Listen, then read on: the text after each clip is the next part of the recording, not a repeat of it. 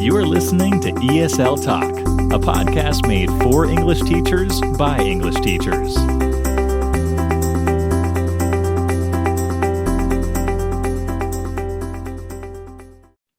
Hello, welcome to another new episode of ESL Talk. I'm Faye. And I'm Daniel. In our episode today, we'll be recapping season 2, what we learned this season, and what's next for us on the ESL journey. I cannot believe we're 30 episodes into ESL Talk. We continue to grow week by week, and in such a short time, we've built a really huge following, and it makes it all worthwhile. So thank you, everyone, for supporting us this season and overall since we started in January. So Faye, you joined us as a host a few months ago, and this kind of coincided with you starting your online ESL business. So how have you found this journey, and what have you learned along the way? Yeah, first of all, I just wanted to say it's been such an incredible journey being here on ESL Talk. I'm just so glad that I got to join the team, and I've learned so much in several different aspects, actually. I really learned a lot from being part of this community now, having our followers, talking to all of our guests. But yeah, as you said, around the same time that I started co-hosting with you, I was launching my online business. So it was a lot. I learned that I can actually do more than I thought I could. I also learned I don't need that much sleep. I can get by on very little sleep. I found that too. Right. And on top of everything, I also had a daughter going through like developmental stages and all that. She's 18 months now. So yeah, it was quite a lot, but I feel quite proud of the achievements I've had, and being able to still be part of this. That just brought me a lot of joy. So yeah, I learned that we're tougher than we think. What about you? How has that been for you, the journey this year with the podcast and everything you've had to juggle? Yeah, it's been very difficult. Like I said, juggling a lot of different things. Personally in my life, I've had a lot of changes, and professionally as well, a lot of kind of hats that I've had to wear, and stretching in different places to do this job and do this job and do this job. And it's very difficult for me to say no to things. Right. So I guess one piece of advice I would say to teachers is don't burn yourself out saying yes to everything, because even if that means money or experience or helping someone, that's great, but it's really important that you take time for yourself and try to prioritize that. And one of the future episodes we do have, we'll talk about mental health. So it is a really important issue that we need to think about. So definitely I found that it's really crucial to plan your time well and have a really good schedule that you stick to, but also leave time for yourself as well. That's an excellent point. Yeah. So when we're thinking about this ESL market, we've talked to a lot of guests who are freelance ESL teachers, or they have companies, or they work with teachers. So do you still think there's space in the market for freelance ESL teachers, or what do you think we need to go solo and teach ESL online now? I definitely think there's space. The whole idea of the pie. There's pie for everyone. I do think you need to think about your brand. We talked about this before, and what it is that you do that is special, and what can you provide that other people can't.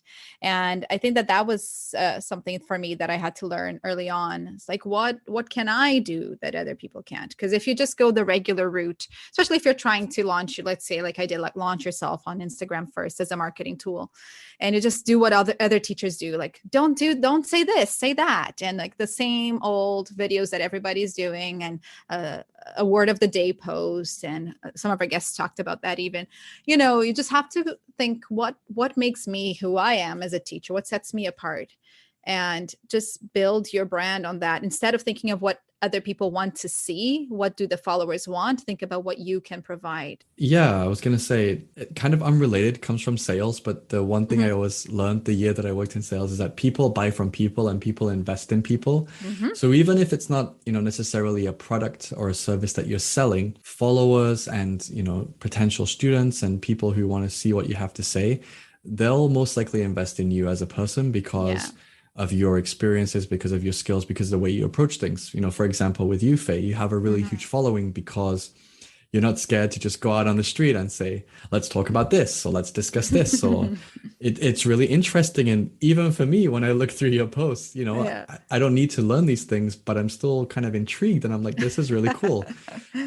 So I think your approach says a lot, and also kind of how you present yourself. And just being real, being honest, and also not taking yourself too seriously. I think that goes a long way to helping Very build good point. brand. I mean, I still haven't put myself on Instagram yet. Mm-hmm. It's on my long laundry list of to-dos, but hopefully one day we'll get there.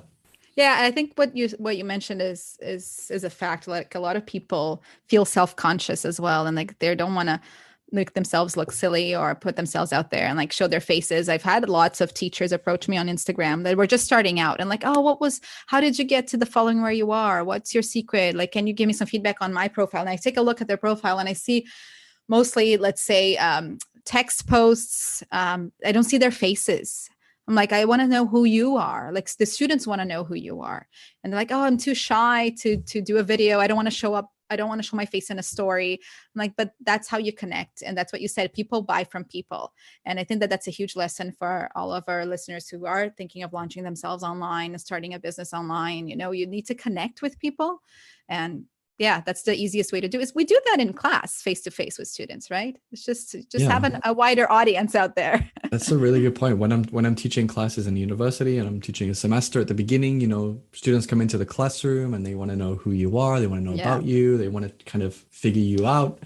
And essentially what you're doing in that first week or those first couple of lessons is, this is the plan, this is what we're going to do. Please invest in me and I will help you to achieve that or to get there. So they're investing in you as well. Yeah, I agree. Exactly. But you've achieved quite a lot too. You said you didn't launch yourself on Instagram and all that, but you did publish 2 books, two very different books. But can you tell us a little bit more about that? Yeah, so that was on my kind of New Year's resolution list that I need to get out and write this book. And I had the kind of the notes and the crumb of the idea, and I just kept building it slowly and slowly. And the problem with a book is that it's not writing, it's rewriting most of the time. So you're kind of rewriting, tweaking. So something that went from a blog post built to maybe like a little bit longer to an article. And I thought, you know what? Online teaching is a huge market right now, and a lot of teachers are teaching online. So let's make it simple and easy for them so that anyone can do it. So I did launch a book just a month ago, did a soft launch. I haven't really done the full launch yet, which is, it's going well. So I did publish that book on online teaching, and I will obviously share that on our page if other teachers are interested. You can get it free on Audible and through Amazon if you are interested. I also wrote a children's book as well. Again, that was something else I always wanted to do, kind of a passion project. And, even if it doesn't make any money, I don't really care. It's just something that I always wanted to do. I worked with a really talented illustrator to help me kind of bring the ideas to life. And it's kind of part fact, part fiction. So it's a really nice story. And I think, again, just being able to do something that I enjoy, I think is really important. And this kind of ties back to what you were just talking about. As a teacher, you can still teach what you want and enjoy it. Don't feel like, oh, I have to teach this or I have to do this. Right. I think it's much better to do a little bit of everything as opposed to just one thing only, because not only do you pigeonhole yourself, but also you kind of, I think mentally you might burn yourself out. I hear in so many places, and I've seen, you need a niche, you need to be different, you need to stand out from the crowd. Absolutely you do, but that doesn't necessarily have to be what you teach. It could be who you are as an individual. Yeah, exactly.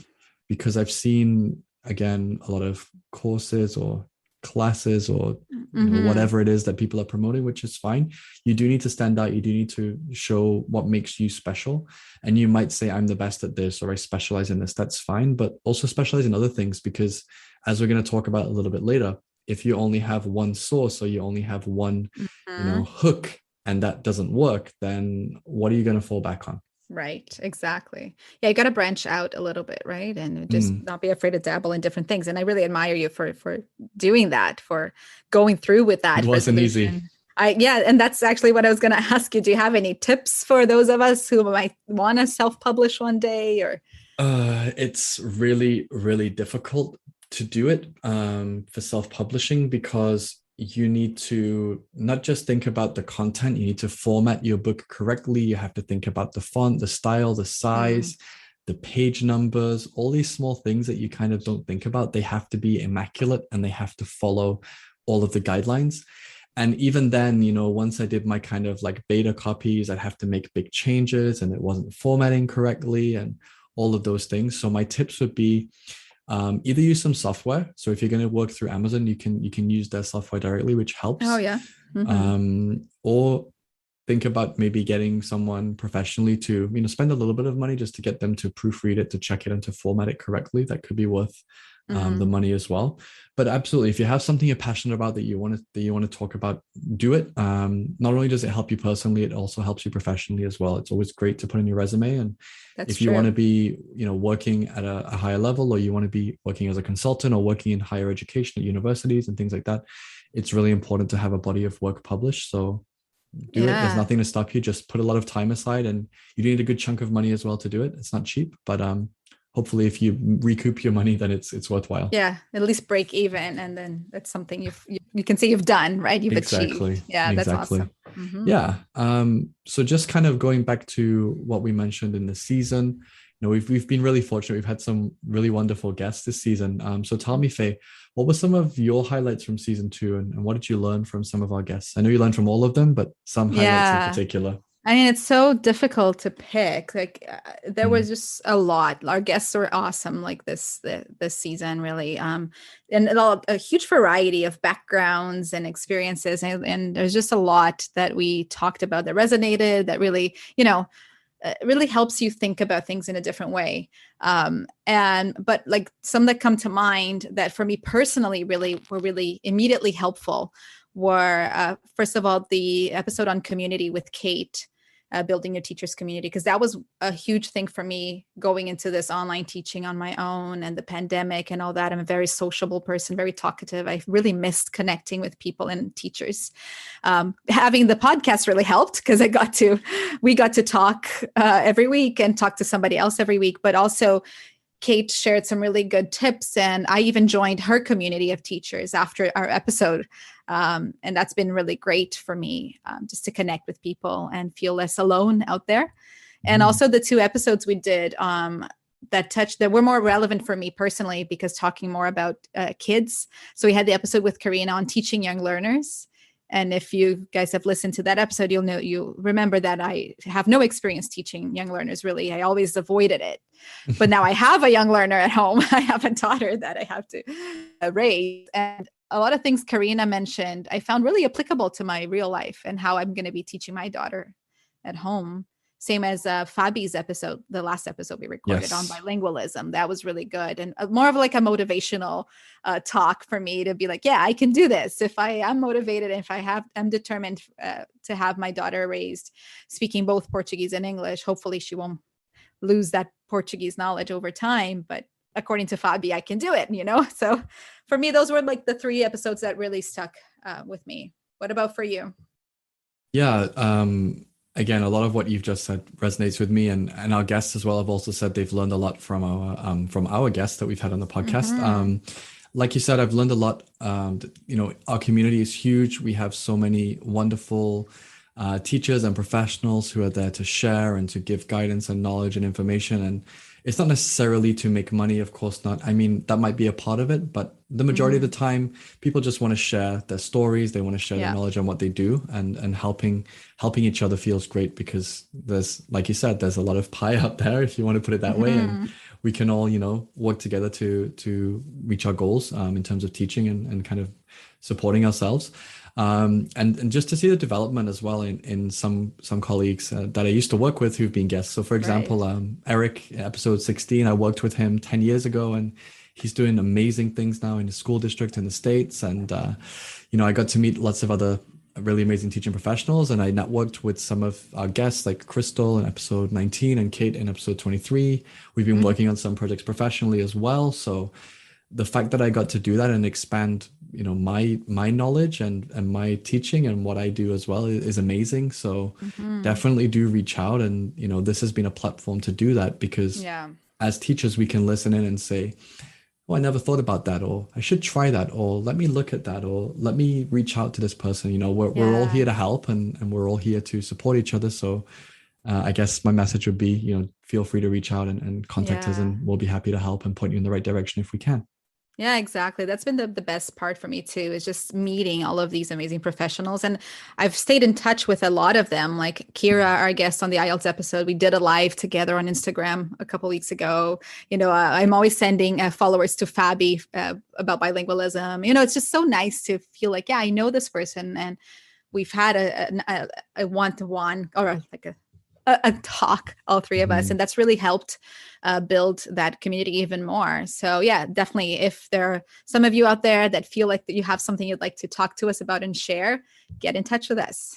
Yes, we are building a very long list, which is great. We're going to have lots of great topics to talk about next season. So now that we've taken a look at what has passed, let's talk a little bit about the future, and let's start with what we think might change in the industry in the next year or so. So a lot has changed in this ESL industry because of the pandemic and sort of the aftermath, although we're still in it, it seems.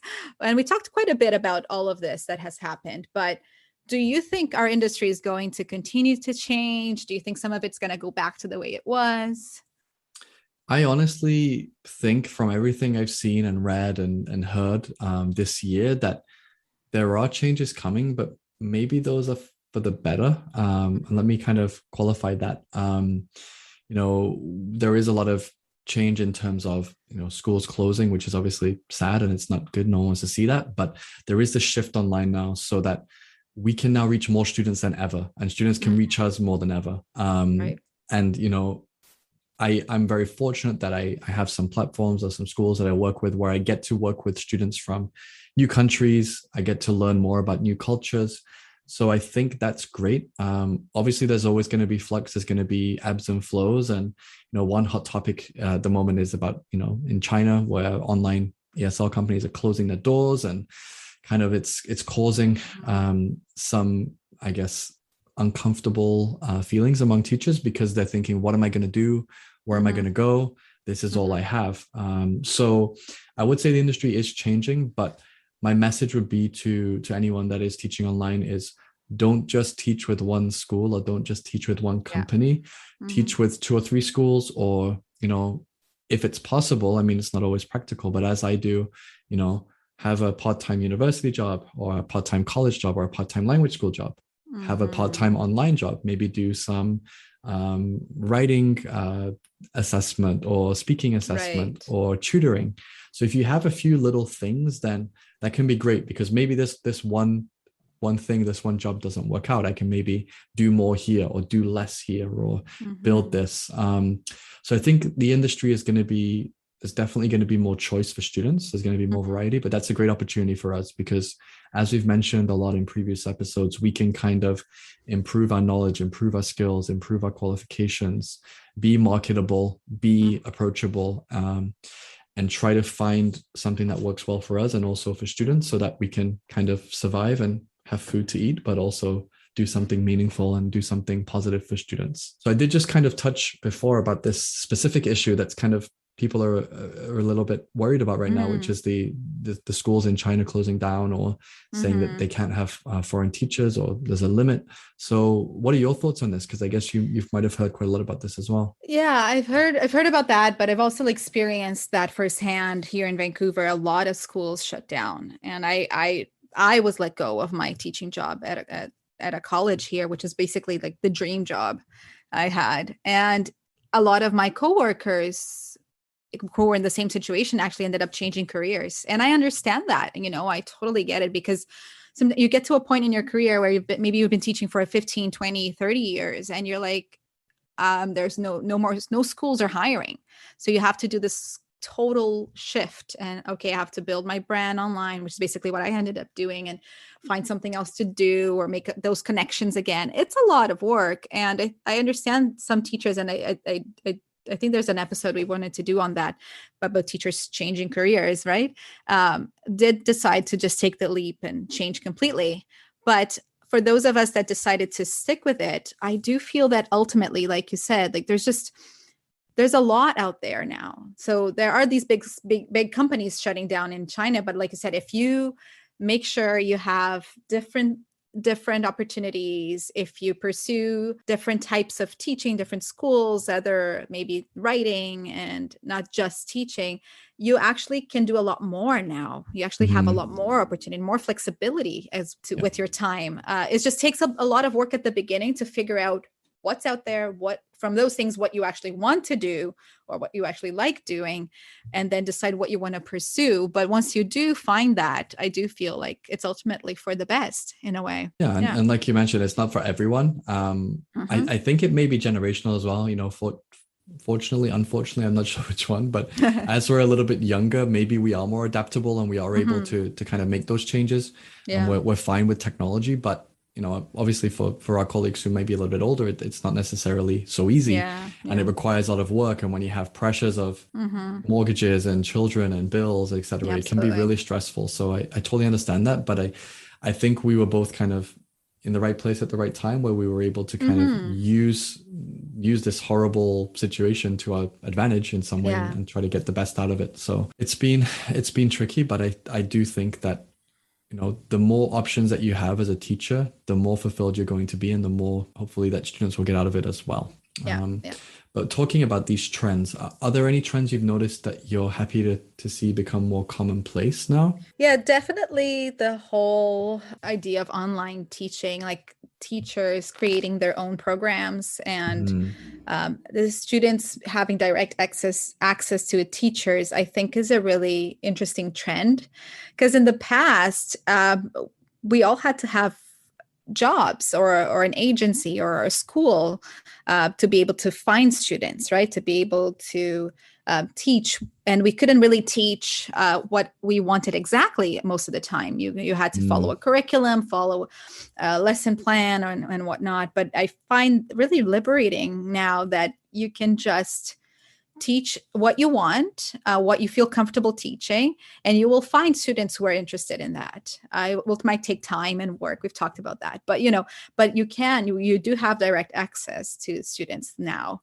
And so I do like that trend, and the fact that students now are starting to realize that, and they are becoming more, let's say, just keener on that, on finding teachers and what their interests are and connecting with teachers directly. And I really like that, actually. I love that too. Yeah. And I feel as well, for my day-to-day now, there isn't a set Monday to Friday, 9 till 5. It's Monday, I'm teaching this. Tuesday, I'm teaching this. Wednesday, I'm teaching this, this, and this. Yeah. So having that variety is great because, as you said, over the past year or two, I've been able to build my own kind of specific curriculum. So if I'm working with children, great. If I'm working with teenagers, great. If I'm doing speaking specific, writing specific, IELTS specific, I have all of those ready to go, which takes years and takes time and takes a lot of patience to do. And there's still a lot more I want to do with those curricula, but having them there is a great thing, and building that variety is great. And the fact that we now have these programs,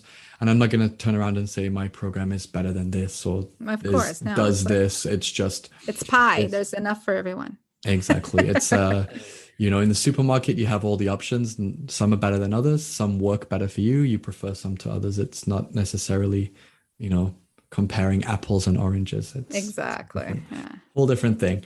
I was just wondering if there's any trend that you would like to see gone. If there's anything you don't like from the there is. So one trend that I think that I would like to see gone is having some minimum requirements and making sure that those who want to teach English are well qualified to do so, and that before companies just hire anyone that has a bachelor's degree and speaks English, maybe doing a little bit more groundwork would be really productive and positive for students so that they have a good experience. Our industry is huge, and the numbers of teachers that we have, both native and non-native, is huge.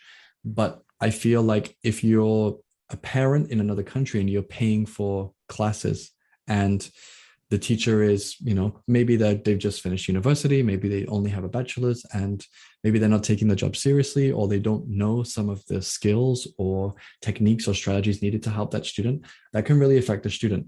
Now, of course, everyone needs to learn by failing, and I did that many times, and sometimes you just need to be thrown in there. But what I'm saying is not per se the individuals that want to teach online. I think that's great, but maybe the companies and organizations that hire these teachers, maybe having some training courses or requiring a specific TEFL certification, something like that could be really useful, because otherwise it's kind of a race to the bottom in some ways. Our online teaching industry isn't regulated. It's impossible to regulate it, right?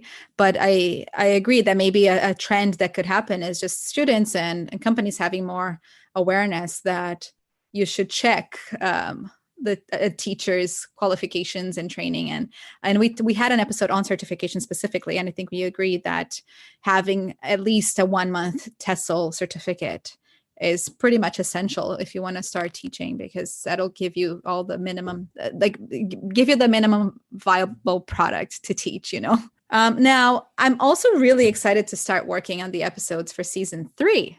Are there any specific topics that you really want to delve into next season? Yeah, there is still a lot of things that we haven't covered that we wanted to cover this season. So we wanted to talk about changing careers, teachers who change from something totally different into teaching and vice versa.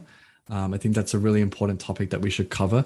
Mental health as well is something really key, which I'd like to go into. And we do have a guest lined up for that, which is going to be amazing. Other topics as well to think about perhaps are transitioning back from an online environment into a physical environment, because that's something I'm going to have to experience pretty soon.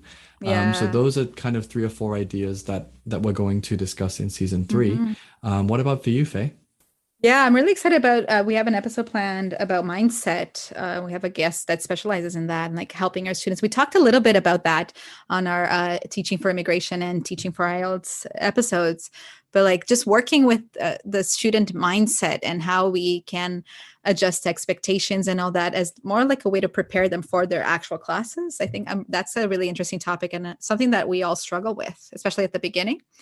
And I'd love for us to also talk a bit more about, like what the new ways of teaching are going to be now, right? Like I said, blended learning. So I know that there are a lot of schools doing that as well, some face-to-face, some online classes and things like that. And new technology that has come out as a result of the pandemic, the new tools that people are using.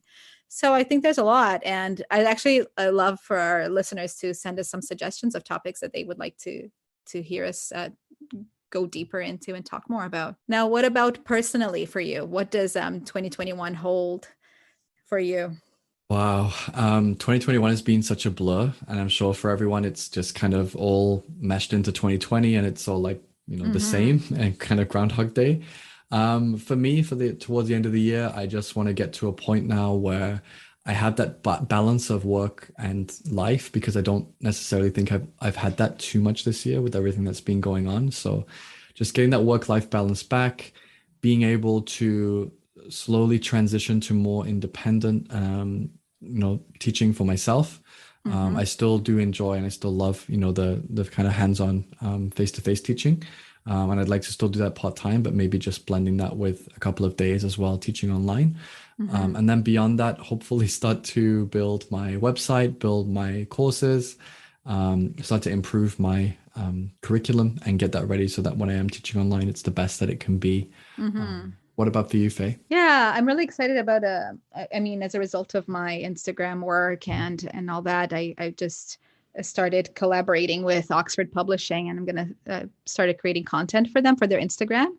And that's coming out, I think, this week, or in writing some blog posts for them as well. So I'm just really excited for those new collaborations, with the different people that I've met this year. I'm also looking forward to doing some more work with teacher training. I've been talking to a few colleagues, and I've had a lot of people approach me this year for like tips, and some teachers have taken my pronunciation webinars and are taking my next one as well. And I miss teacher training. I worked with that for a bit, and I really want to start working more closely with other teachers through mentorships and workshops and things like that. So that's kind of my plan for the rest of this year and going into 2022. So yeah. We'll Very see exciting. Where that takes us. Yeah. Yeah. Lots of things to look forward to, not just with the podcast, but also personally. And yeah, hopefully we can get going on that again in a couple of weeks. So thanks again, everyone, for joining us for another season of ESL Talk. That is season 2 in the bag. And we would really like to thank you all for your amazing support so far. Remember that you can follow us on Instagram at ESL Talk Podcast, or you can send us an email to esltalkpodcast@gmail.com. We would love to hear from you. Like we said, we want to share your stories. We'd love to have some of you as guests. So please reach out to us before the beginning of season 3. And remember, you can find me on Instagram at Learning with Faye. Or at I'm Daniel Teacher. So we will see you in a few weeks for season 3 of ESL Talk. So do keep a lookout on our Instagram feed for when that's going to drop. And we hope you've enjoyed this season. We will be back soon with new topics, new guests, and new content. Thank you for listening. Don't forget to subscribe for new episodes and to follow us on Instagram and Facebook for even more ESL teaching content.